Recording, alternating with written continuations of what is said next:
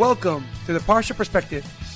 Each week, we will delve deep in a weekly Torah portion to find a practical and insightful way to enhance your daily life.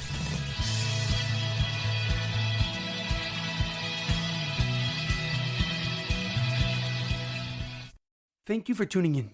My name is Rabbi Shalom, and each week we'll look into the weekly Torah portion to find practical and insightful ways to enhance your daily life.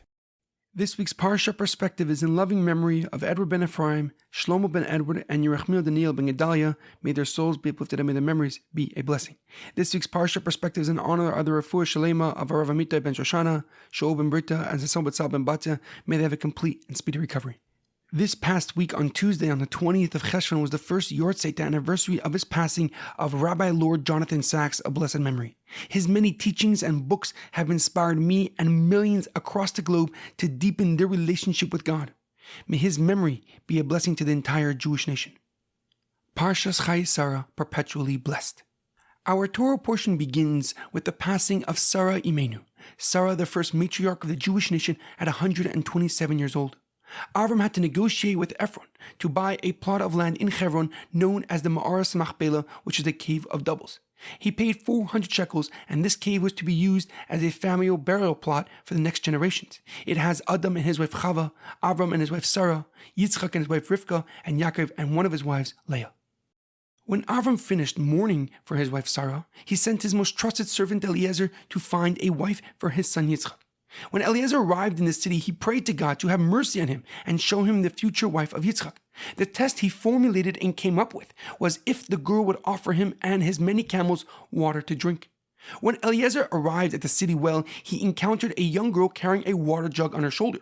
And when he approached her and requested water, she gave him water to quench his thirst, but then also offered to provide his many camels water to drink as well. And when Eliezer inquired as to who she was, he discovered that her name was Rivka, and she was the great niece of Avraham Avinu, and at that moment he knew that she would marry Yitzhak. Rivka ran home to tell her family all about Eliezer and his mission to find Yitzhak a wife. Her brother Lavan went outside and quickly greeted Eliezer and invited him to stay the night. And with her family's blessings, the following day Eliezer and Rivka traveled back to Canaan to go marry Yitzhak.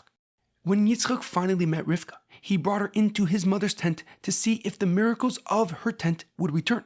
When Sarah was alive, her candles remained illuminated and aflamed from Friday afternoon to Friday afternoon. Her dough stayed fresh and increased as needed. And most importantly, a cloud of God hovered over her tent. But all these incredible miracles vanished when she passed away. Yet when Rivka entered Sarah's tent, all the miracles returned. Once again, a cloud of God hovered over the tent. Her candles burned the entire week and her dough never finished. And when Yitzhak saw these miracles return, he knew that she was the one to continue his amazing mother's legacy. However, a question comes to mind. Just following the negotiations for a burial place for his wife, the Torah tells us that Avraham was blessed with everything. The Pasuk writes, "Avraham zakin ba bayamim, v'Hashem berich es Avraham bakol." Avraham was old, advanced in his days, and God blessed Avraham with everything. But why does the Torah tell us that Avraham was blessed with everything just after his wife passed away and he had to haggle and negotiate and bargain for a cave, for a space to bury her in?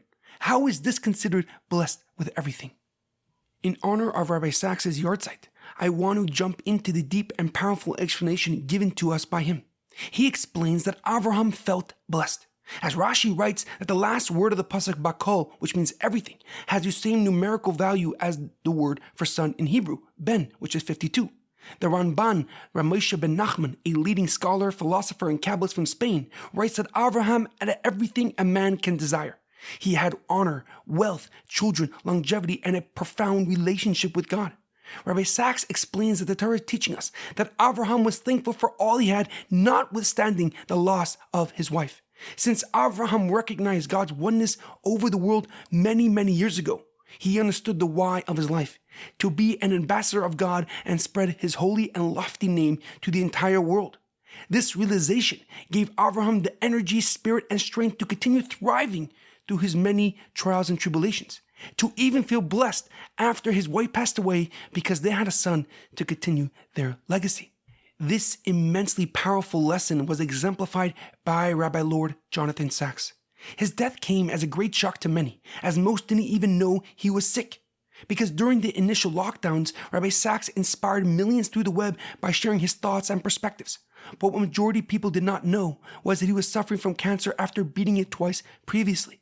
Yet the pain did not stop Rabbi Sacks from sharing his message of hope and meaning till the very end.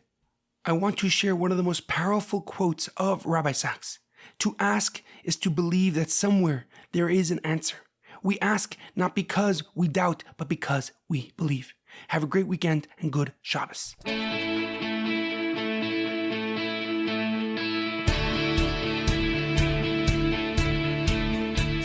Thank you for tuning in to the Parsha Perspective. Check out our website, theparshaperspective.com. Send thoughts and comments to theparshaperspective@gmail.com. Till next time, thanks for listening.